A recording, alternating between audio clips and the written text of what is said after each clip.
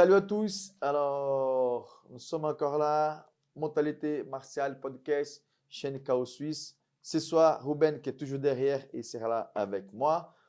Au lieu d'avoir un invité, comme d'habitude, je sais que vous attendez. Maintenant, vous avez plus l'habitude.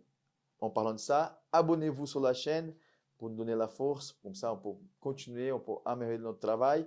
Donc, au lieu de faire un podcast avec un invité, on fait une rétrospective de l'année 2024.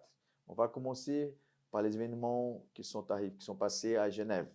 Donc, Open Cage, organisé par la Yamabushi Academy. Des têtes, je ne sais pas si on a 2, 3 éditions, mais minimum 2, 3, je suis presque sûr. Donc, c'est un événement très important. Ça donne la possibilité de nos jeunes de Genève qui combattent avec les gens, des gens qui viennent de l'extérieur aussi, à prendre l'expérience. Donc, bravo Yamabushi pour l'organisation. Merci. Ensuite, on a le Warriors Night, événement amateur et professionnel avec une fight card exceptionnelle, avec des combattants aussi genevois, avec des anciens combattants de l'UFC, donc organisé par Momo. Donc, félicitations. Vous pouvez trouver tous les événements encore sur YouTube. Profitez de cette opportunité. Côté Jiu-Jitsu brésilien, on a eu, comme d'habitude, le Open Genève IBJF, organisé par la Fédération internationale du Jiu-Jitsu brésilien. Et puis, je pense qu'au niveau local, c'était un peu tout. Encore combattant, on va dire, le combattant local, on a eu Saïd, qui a combattu au Brave, et aussi en Algérie. Donc, il a une série de 2 victoires maintenant. Peut-être 2025, il va avoir la chance de combattre pour la ceinture de Brave, on espère. Et puis, voilà. Ensuite, Antonio Riggio, combattant de Lausanne, qui a fait son premier combat au Brave.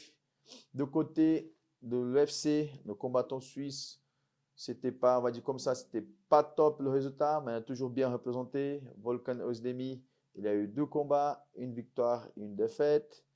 Ensuite, on a eu Angelouza, qui habite aux États-Unis depuis un bon moment, mais qui représente aussi la Suisse. Il a eu 2 combats aussi, une défaite et un non-contest à cause d'un accident qu'il y a eu pendant le combat. Et pour finir, Stéphanie Iger, donc la judokate du côté suisse-allemand, malheureusement, elle n'a pas pu combattre cette année parce qu'elle est tombée enceinte. De côté genevois, donc un prof de jiu-jitsu brésilien à Genève qui combat au PFL. Donc malheureusement, on n'aura pas encore le résultat quand nous sommes en train de faire cette vidéo, que vous allez voir, mais il fait son premier combat à la PFL avec un combattant belge en face qui est très très fort. C'est un grand espoir aussi européen. Et puis, il vient d'avoir une victoire aussi au Cage Finland, un événement très très bien organisé. Je suis déjà allé plusieurs fois avec des combattants. Il a fait une belle guerre là-bas, il a eu une victoire aussi. Donc, il fait son premier combat au PFL. Donc, malheureusement, on ne peut pas savoir encore le résultat, mais en espérant qu'il soit aussi une victoire pour nos combattants côté genevois et suisse. Et donc, il est genevois à Lausanne, mais il donne des cours à Genève, sont à Genève. Donc, voilà. Après la chaîne Chaos Suisse, il y a eu plusieurs interviews avec Ruben. Donc, des têtes, je sais qu'il y a eu le Krav Maga, la Capoeira, Apkido, MMA. Est-ce qu'il y a d'autres choses? Sambo. Sambo aussi. Donc, encore une raison pour s'abonner. Comme ça, vous pouvez profiter de tout le travail que Ruben fait avec la chaîne. Il était aussi à une édition de Open Cage et aussi une petite partie aussi de All Night. Comme il n'avait pas le contrat d'exclusivité, il a pu filmer les combattants de Shimbudo. Donc voilà. De mon côté, pour finir le podcast Mentalité martiale, on a eu des invités de qualité et très intéressants. Igor Araujo, ancien combattant de l'FC. On a eu Léo Besson, gardien de Servette FC. On a eu Michael pour la préparation physique, qui est maintenant habite en Thaïlande. On a eu aussi Hervé, un pionnier de sambo en Suisse, qui est basé à Genève. Et puis qui encore, Ruben? Tu peux me rappeler? Ben oui, Alexis Alexis, Gama Alexis Gamay. Yamabushi et Jérémy Fichet, Jérémy Fichet, ouais, c'est ça. champion du monde World Pro à Abu Dhabi. Donc, de mon côté, c'est tout. Je vous souhaite tous des bonnes fêtes, des bonnes années. Que Dieu vous bénisse. Et je passe la parole à Ruben. Ben moi, j'aimerais parler un peu de la chaîne. Donc, ben, la raison pour laquelle j'ai décidé de créer la chaîne, c'est justement pour vous, pour promouvoir les événements, les associations, enfin les écoles et les athlètes.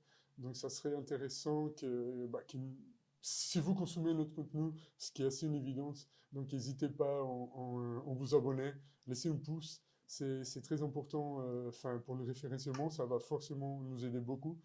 Et enfin, pour moi, je vous souhaite aussi des très bonnes fêtes et à tout bientôt. Restez connectés à partir de l'année prochaine, donc en 2025. Nous avons également plein d'autres surprises. On va créer des concours. Enfin, on va également inviter des médecins de sport, des nutritionnistes. Donc, on rendre le programme de plus en plus intéressant. Donc, restez avec nous, ça va vouloir la peine. Suivez-nous en 2025 et vous allez voir, vous n'allez pas le regretter. Donc, de notre côté, on vous souhaite de très bonnes fêtes. Passez en famille, passez bien. Enfin, et à tout bientôt en janvier pour des nouvelles aventures. Enfin, merci beaucoup. Alors, n'oubliez pas, cliquez. Ça, c'est le cadeau de Noël pour la chaîne Chaos Suisse. Merci. Merci à tous et à 2025.